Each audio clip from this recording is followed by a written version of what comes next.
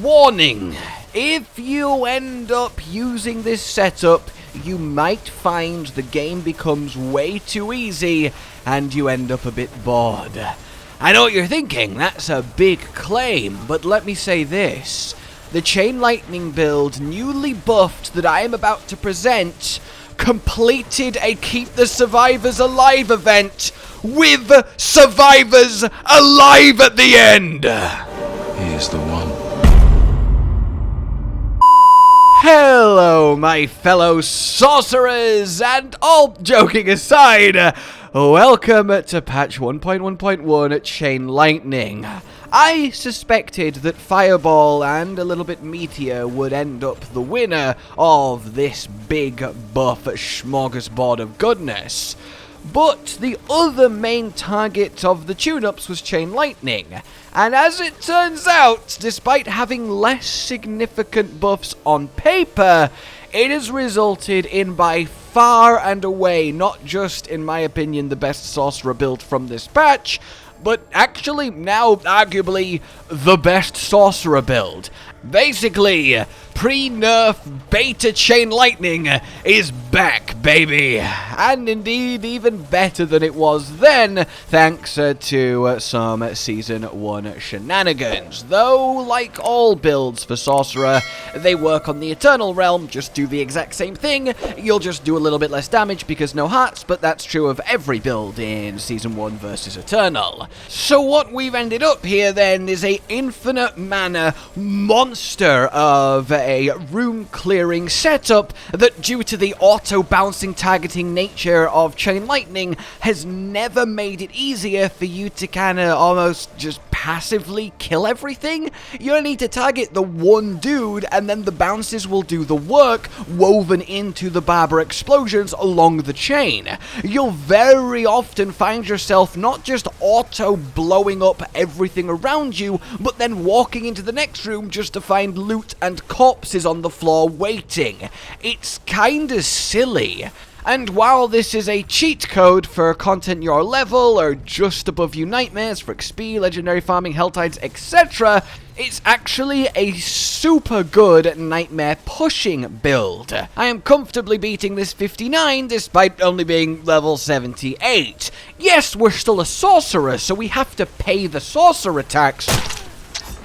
You know, getting one shot out of nowhere by something seemingly random and normal that no other class would be, but other than that, the damage output and the relative safety this build provides against enemies this higher level than you is unparalleled. The reason being stuns. You'll notice that we're using Lightning Spear. That, in combination with a certain aspect and a few passives and Chain Lightning itself, means that when we are faced with an overwhelming enemy room filled with elites and fodder, especially with the density buffs, well, we just instantly and permanently chain stun the entire room. You're seeing it happen, and with everybody CC'd, they're not killing you.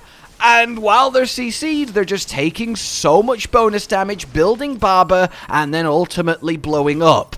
And it's so much fun to play. Enemies only get time to do, well, maybe even one attack if they're lucky, before they fall prey to the never-ending stun cycle as you just move through the dungeon, obliterating everything with your Chain Lightnings, and it really is quite good.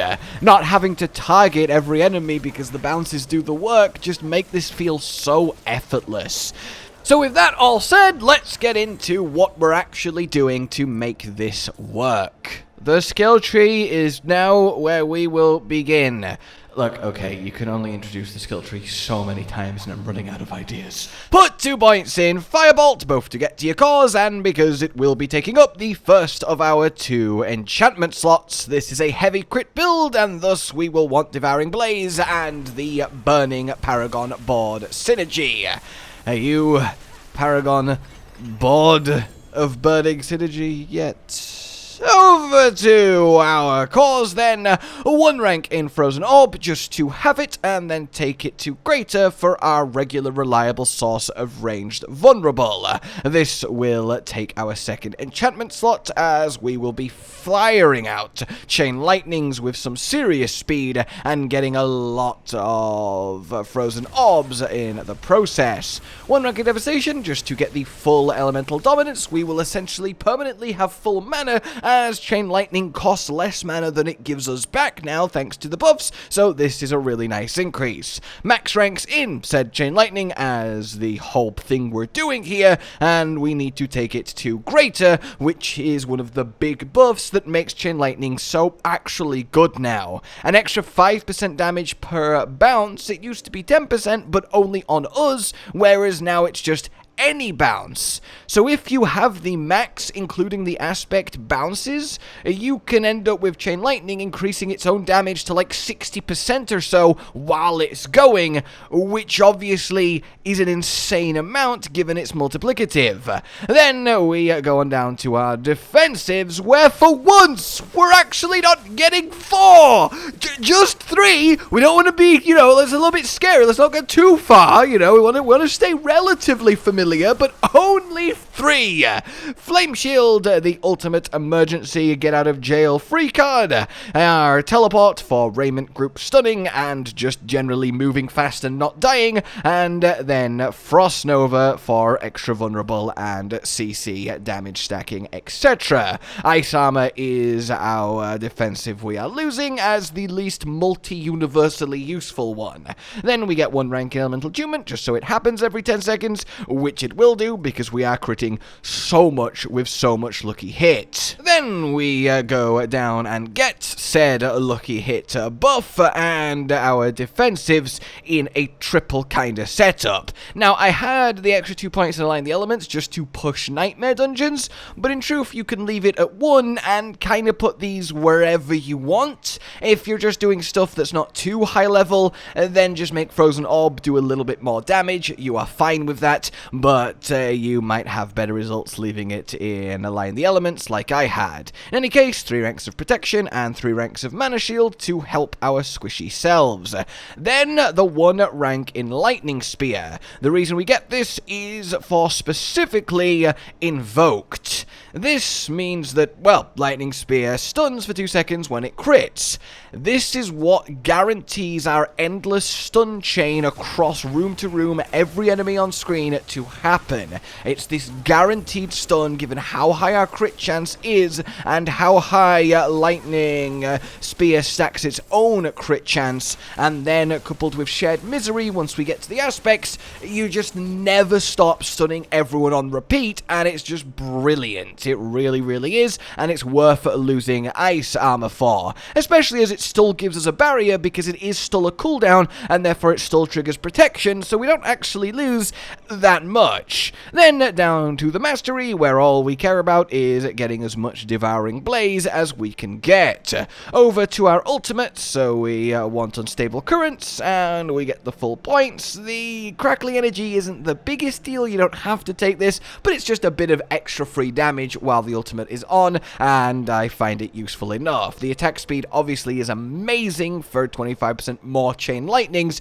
and just, the whole spam of shock skills. This build isn't all about unstable currents. In this build, it really is just a cooldown that you press on bosses or a pack of elites, or if you need that extra bit of help if something is proving to be a particularly difficult part of a dungeon. Then we get a trifecta of passives. Extra crit chance, always good. We want as many crits as possible. Electrocute, we are critting everything, so everything's hitting us less for the few times it's not stunned, and then more chance to stun, just so our stun chain happens as much as it can, even if Lightning Spear is on cooldown. And then our key passive is Via's Mastery for the increased damage on the Lightning Bolt, and the more important help to survivability, because, well, we don't need overflowing energy, and nothing else here is more useful than Via's Mastery. So, that is your skill tree, which leaves you with a bar set up like this. this. The usual rules apply. Flame shield if you're CC'd, if you're dying, if you need help.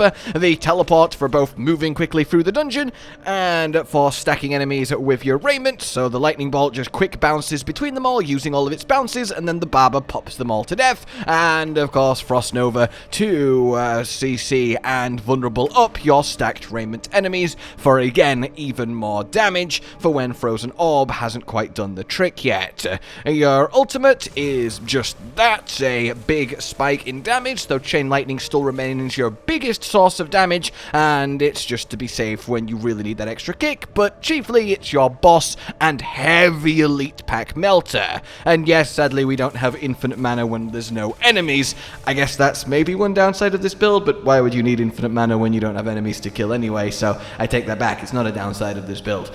Talking of this build then, let's get to the rest of this build with our legendary aspects, because yeah, it really is that simple to play. You just want to fire chain lightnings at people from ideally as far away as possible. That is one thing to, in fairness, stress. The range on this is massive. Look how far chain lightning goes. It just doesn't run out. If there is enemies at the top left of your screen right now, you can just stand there, kill them, along with everyone remotely connected to them, because the bounce range on this thing is really quite far, and now it's doing actual damage and you have enough mana to cast it endlessly. It's so good. This is why it's really good for pushing. On top of the stun lockdown so you live, you can kill things from so far and safely away, and your frozen orbs will travel almost that distance too, so you just get everything all at once. Anyway, aspects then. We do indeed have that frozen orbit, so our enchantment frozen orb that comes out with our lightning bolts stops and pulses, applies vulnerable more often than not, and does a little bit of extra damage, though note that frozen orb isn't here for damage in this build, unlike others. It really is just for that extra ranged vulnerable, because this build is best at range, and Frost Nova really doesn't synergize with that too much. Then we get a bit of control, as again, everything is going to be stunned all of the time, so this is a huge increase to that, as well as the frozen as well. Then we want ourselves Elementalists, because this just has infinite mana, and you'll always be above 100. This is just a big amount of extra crit chance, and I really wish I could find a higher bloody roll of this thing. Either way, it is perfect. Then we need this newly buffed aspect that means every time Chain Lightning bounces, we get 3 mana. So, Chain Lightning bounces a minimum of 5 times, so we get 15 mana back, which means it actually only costs 12 mana to cast, but when we then look at Unbroken Tether that wants to go on your necklace, we have a up to 60% chance for 4 additional bounces. 4 more bounces takes the total bounces to 9, meaning that we get 27 mana back, which is exactly what it costs.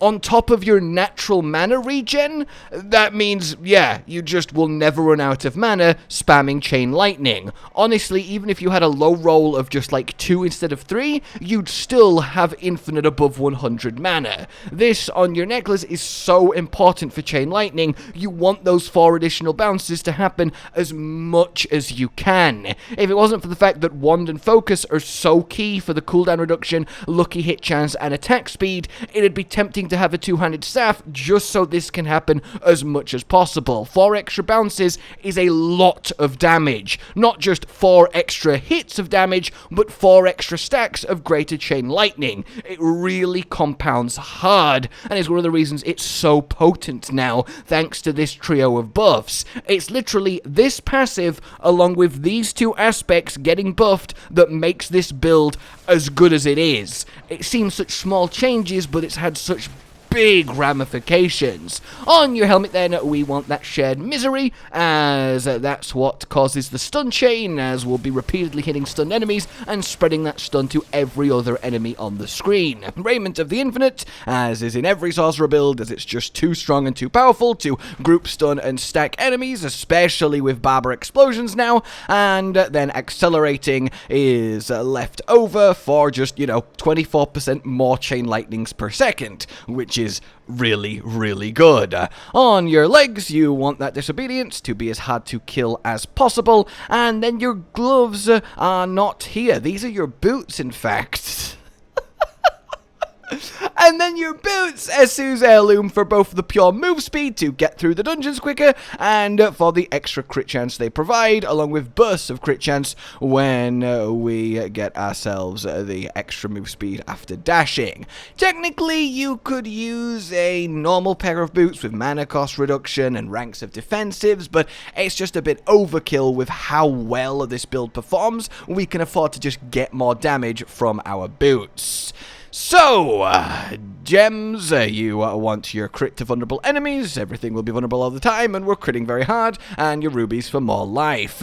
When it comes to affixes then, you are after the following. Cooldown reduction is your big, main, important one. The more lightning spheres the better, the more unstable currents is always very nice, but just your defensives too, being able to spam them, you know how important that is on Sorcerer. Then you want ranks of Devouring Blaze.